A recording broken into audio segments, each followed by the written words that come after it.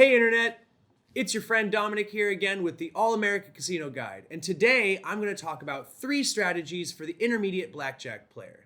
If you haven't watched our beginner's guide, make sure to check out our channel so you can find that video and all the other videos we have on a variety of different topics. My first piece of advice is to never split 5s or 10s. Now, I've talked on this channel before about knowing when to split, and this is specifically a guide to know when to not split. Now, if you're sitting on 2 5s or a hard 10 or 2 10s, a hard 20, it's best to just stand on those hands. With the opportunity to split 5s, you're going to have to play both those hands, and statistically speaking, you're going to end up with a weaker hand than if you had just simply stayed with the hard 10. The deck is full of great cards that are going to improve your hand overall. Matter of fact, there's nothing in the deck that can't improve your hand if you're sitting on a hard 10. But if you split those cards, very well you could end up with a losing hand. And worse yet, it might actually cost you some more money. Now, if you're sitting on 2 10s, don't split those either, because you already have 20, and 20 is a great hand. So for this example, I've laid out 2 players to show you what I mean. So we have one player here with a hard 10 and the other player with a hard 20. All right, so I'm going to just give the deck a quick shuffle so we can kind of give this an element of randomness. And see what happens, just so you know that this is a bit of an experiment. I mean, all these strategies, fair warning, they're not foolproof, all right? If they were foolproof, I wouldn't be needing to do this channel. I'd be a millionaire already. But dealer showing 10, okay? So in this particular situation, this player with the hard 10 has a real hard situation.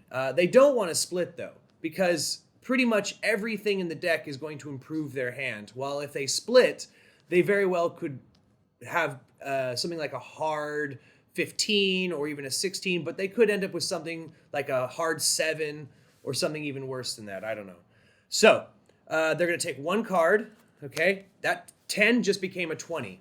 That's a good hand right there. Over here, this player with 2 10s, you could split this and then go ahead and be playing 2 hands. But to be honest with you, I would just stand on that 20. Now, dealer gets another card, dealer gets 16, dealer busts. Now everyone's a winner. My second piece of advice is always double down when you're holding a hard 11. A hard 11, as I've said, is when you have 2 cards, not one of it which is an ace, and the total value of those cards equals 11. Now, when you have a situation like that, an 8 and a 3, for example, you should take a double down, which is going to allow you one more card, and is probably going to result in a 21 because the deck is so full of cards that have a value of 10. Your 10s and your face cards, all right? And the only time you don't want to double down and instead just take a hit is if the dealer is showing an ace, all right? Because, again, this might result in a loss because of the prevalence of the number of 10s still in the deck, all right? In many casinos, they play multi-deck games. Almost every casino has at least 4 decks at their blackjack tables. So dealers usually have to hold on 17. So what I'm saying is when you have that hard 11, make sure to double down and take a hit unless the dealer is showing an ace. Let's go ahead and look at an example. So we're going to go ahead and set up 2 players here and show you how this might look at the table. We're going to have one player decide to double down. The other one's not going to. So we have each player getting their first cards, and then we have this player getting an 11, this player getting an 11, 7 and 4, 8 and 3. Dealer is going to show a 7, all right? So this player, following my advice, is going to go ahead and take the double down, and we're going to flip a random card. Oh, look, there we go, 21. Great, that worked out well. Now this player is not going to follow my advice, and they're just going to take a regular hit, okay? Oh, well, it worked out pretty well for them. They got 20. Now, this dealer here is sitting in a bad position. They have a 7 showing. They reveal a 10, 17. All right. Now, in most casinos, the dealer is going to be stuck on 17 because it's a multi-deck scenario, and the casino might have a policy that dealers never hit on 17. But let's just, for the sake of argument, say that this dealer is not playing with a multi-deck like this in this particular situation. They're going to hit anyway. You see, we're going to bust more often than not. Again, this brings up a great point. Never hit on 17. But in this particular situation, again, this player would have won twice as much as this player, as you can see.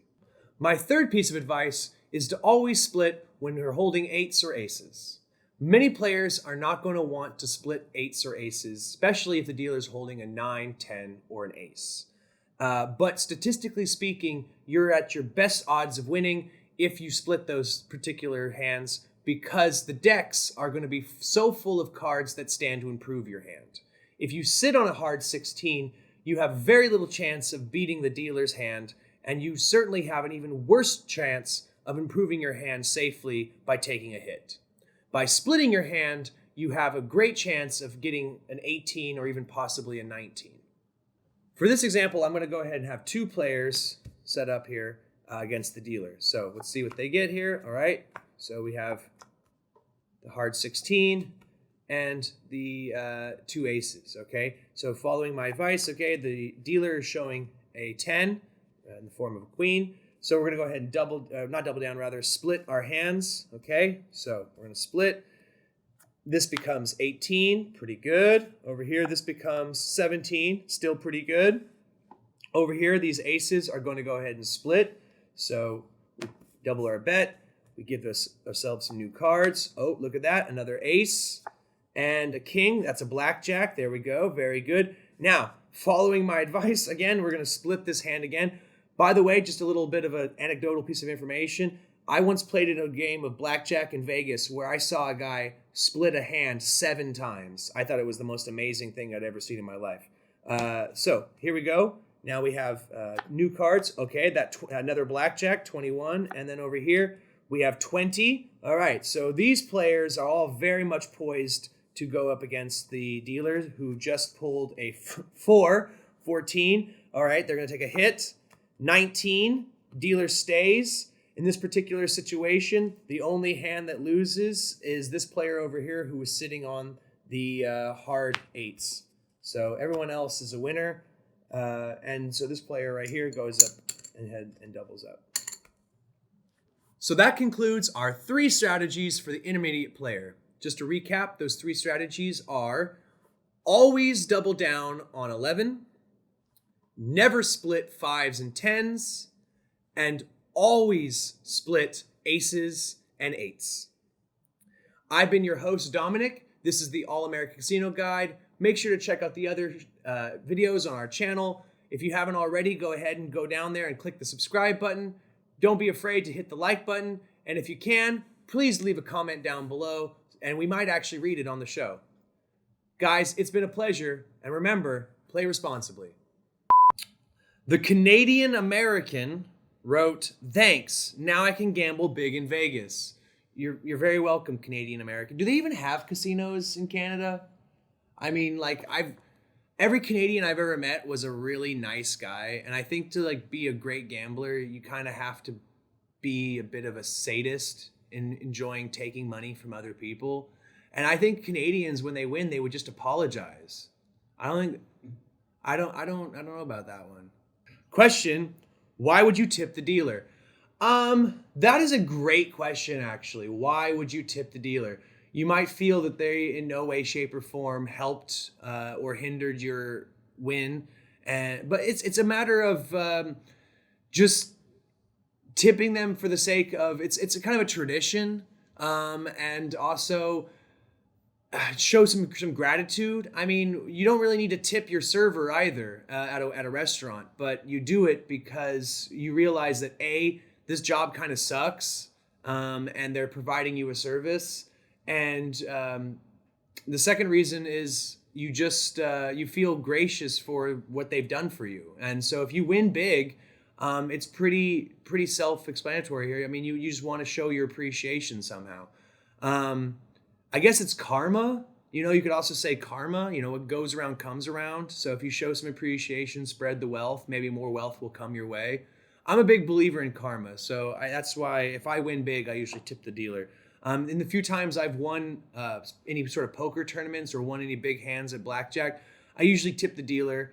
And typically tips can be anywhere between a few dollars and even up to 10% of your winnings. It all depends. Pentatonic wrote, Casino Royale brought me here. Again, it's one of those films that definitely gets people interested in the whole gambling aspect. It kind of romanticizes it. James Bond has been doing that for years, romanticizing, both alcoholism, promiscuous sex, and reckless gambling. So I can see where you could go that route. You'd see that and you'd think to yourself, yeah, this guy's a role model for me.